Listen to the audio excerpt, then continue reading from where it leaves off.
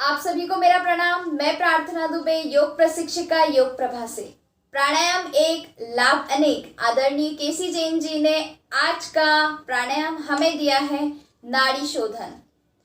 नाड़ी शोधन जिसमें नाड़ी का अर्थ है मार्ग या शक्ति का प्रवाह और शोधन का अर्थ है शुद्धिकरण, यानी कि नाड़ियों का शुद्धिकरण करना ही नाड़ी शोधन प्राणायाम है। इसको करने से मस्तिष्क स्वच्छ होता है, मन शांत होता है, तनाव, चिंता और अनिद्रा जैसी समस्या को दूर किया जा सकता है यदि हम नियमित नाड़ी शोधन का अभ्यास करते हैं तो। आइए समझते हैं इसको करने की विधि।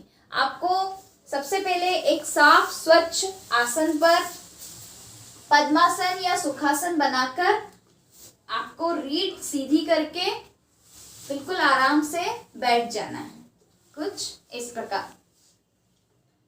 बैठने के बाद आपको बाएं हाथ की ज्ञान मुद्रा या चिन्ह मुद्रा बना के रखें और दाएं हाथ की हथेली का आपको प्रणव मुद्रा बनानी है, यानी कि अंगूठे के पास की 2 उंगली आपके अंगूठे के मूल में लगाना है और पिछली 2 उंगली आपकी बाहर रहेगी, कुछ इस प्रकार।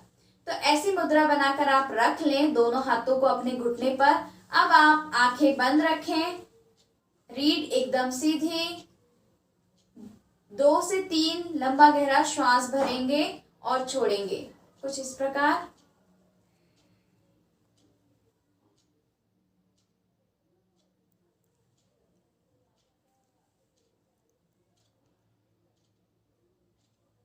अब आप आंखें बंद करके ही दाएं नासिका के दाएं नथुने को बंद करेंगे अंगूठे से। बायां नथुना आपका खुला है। धीरे धीरे सुगमता से श्वास भरें।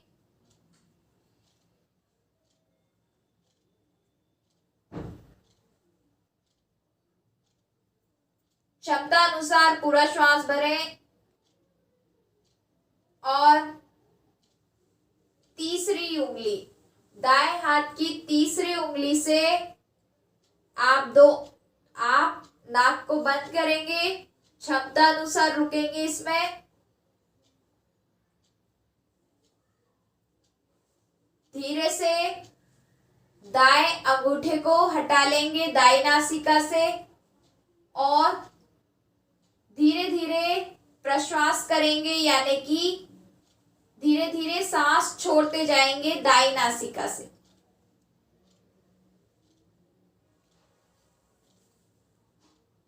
पुनः श्वास भरेंगे दाईं नासिका से।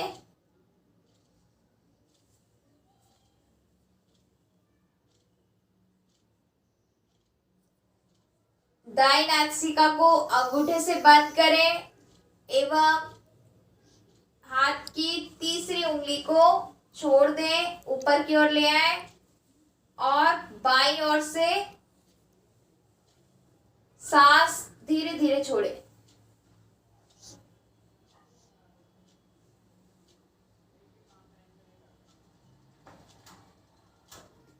धीरे से इस अभ्यास को आप कम से कम 3 से 5 बार कर सकते हैं।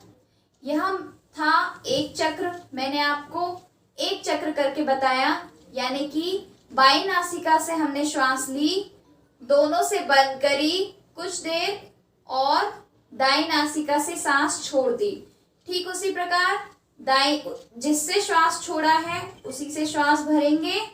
थोड़ी देर दोनों को बंद रखें क्षमता अनुसार और बाईं ओर से धीरे धीरे सुगमता से सांस छोड़ेंगे। तो यह था नाड़ी शोधन प्राणायाम का तरीका, इसको करने की विधि। आपको ध्यान रखना है कि धीरे धीरे आप श्वास भरें और धीरे धीरे आप सांस छोड़ें। तो आइए जानते हैं इसको करने के लाभ क्या क्या हैं। नाड़ी शोधन प्राणायाम को करने के लाभ बहुत सारे हैं, जैसे कि आप अपने श्वसन में सुधार लाते हैं, यानी कि दिन भर की हमारी जो श्वास प्रक्रिया है, हम श्वास ले रहे हैं या छोड़ रहे हैं हमें पता ही नहीं चलता है। तो आप अपने श्वसन में सुधार कर सकते हैं, मस्तिष्क को स्वच्छ रख सकते हैं, मन को शांत रख सकते हैं। नाड़ी शोधन प्राणायाम को करने से आपका मस्तिष्क का जो कार्य है उसकी कार्य क्षमता बढ़ती है। आप शरीर से विषैले पदार्थों को इस प्राणायाम के माध्यम से बाहर निकालते हैं। जैसे कि हम कहते हैं कि टॉक्सिन्स रिमूव करना है, तो शरीर से टॉक्सिन्स को आप अच्छी तरीके से रिमूव कर सकते हैं। यह आपके रक्त का शुद्धिकरण करता है। जी हाँ, इससे आपका जो खून है उसका भी अच्छे से शुद्धिकरण होता है। आप तनाव, चिंता और अनिद्रा जैसी समस्या से भी निजात पाते हैं। इतना बढ़िया होता है यह नाड़ी शोधन प्राणायाम। तो इतने सारे लाभ हैं, तो आपको नाड़ी शोधन प्राणायाम जरूर करना चाहिए। इससे हमारी ईड़ा और पिंगला यानी कि ये जो दो नाड़ियां हैं नाक की, यही शुद्धि होती है। और बहुत सारी नली हैं हमारे शरीर में, तो उनका शुद्धिकरण होता है। लेकिन उसके लिए प्राणायाम का अभ्यास, नियमित अभ्यास बेहद ज़रूरी है, तभी आपको इसका असर होता है। और प्राणायाम को समय जरूर दीजिएगा। केवल आपको थोड़ा थोड़ा नहीं करना है, थोड़ा सा ज़्यादा करना है, तभी आपको इसका असर दिखता है। इसके कुछ सावधानी भी है। यदि आपको किसी प्रकार की समस्या है तो आप नाड़ी शोधन प्राणायाम नहीं कर पा रहे हैं तो ना करें। प्राणायाम को करते वक्त यानी कि नाड़ी का शुद्धिकरण करते वक्त श्वास लेते या छोड़ते समय आपको ध्यान देना है कि आपको किसी प्रकार की जल्दबाजी नहीं करनी है या आपको जोर नहीं लगाना है। मैंने जैसे कि बताया, सांसें धीरे धीरे लेना है और धीरे धीरे ही छोड़ना है। आपको बलपूर्वक नहीं करना है। ये सब ध्यान रहे कि आप जब भी नाड़ी शोधन प्राणायाम का अभ्यास करें तो मुंह से ना सांस लेना है, ना आपको मुंह से सांस छोड़ना है। यदि आप इस प्रकार आपको ध्यान देना है कि नाड़ी शोधन प्राणायाम करने की ये सावधानी होती है। एक और सावधानी यह है कि आपको खाने के कम से कम 3 से 4 घंटे बाद आप प्राणायाम कर सकते हैं। इससे पहले आप प्राणायाम का अभ्यास ना करें। प्राणायाम में आप यानी कि नाड़ी शोधन को हम यदि कर रहे हैं तो किसी प्रकार की आपको जल्दबाजी नहीं करना है। अच्छे से आप इसके 1, 2, 5, 7 या धीरे धीरे अभ्यास बढ़ाते हुए इनके चक्रों को करें। आपको बहुत ही अच्छा अनुभव होगा। तो समस्त आसन और समस्त प्राणायाम को आपको और समस्त क्रियाओं को आपको योग शिक्षक, योग प्रशिक्षक के साथ ही उन्हीं से सीख कर करना है। हमारा उद्देश्य एवं प्रयास आपको योग से जोड़ने का है। मैं प्रार्थना दुबे, योग प्रशिक्षिका, योग प्रभा से आपका बहुत बहुत धन्यवाद।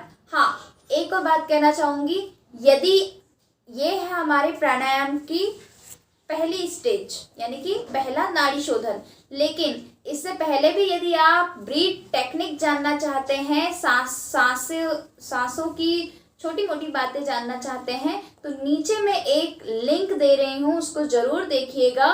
वह मेरा फेसबुक लाइव वीडियो था, तो उसमें मैंने आपको समझाया है कि ब्रीथ टेक्निक, ब्रीथ की क्या इम्पोर्टेंस है, तो आप उसे ज़रूर देखें। धन्यवाद।